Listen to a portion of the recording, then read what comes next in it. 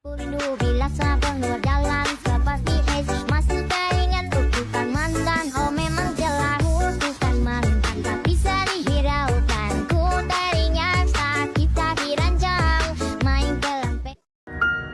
Nangangarap na maging isang sikat na MLBB content creator na maging katulad ng ibang mga sikat katulad nila Inuyasha at Misaki at madami pa.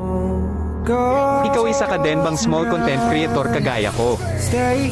Ako kasi noon nung wala pang nagsusuporta sa akin ay nag-upload pero ako nagsimula talaga ako mag-upload sa TikTok. Alam nyo ba kahit 5 views lang ang video ko ay natutuwa pa rin ako kasi may nanonood sa akin. At kahit pa man ganun ay hindi pa rin ako tumigil sa pag-upload kahit na pangit ang video na ina-upload ko. Lagi kong iniisip na kung may pag-asa ba ako na maging katulad ng mga sikat na content creator. Alam nyo ba na kapag may maglalib ay lagi talaga akong humihingi ng skin sa mga sikat na content creator.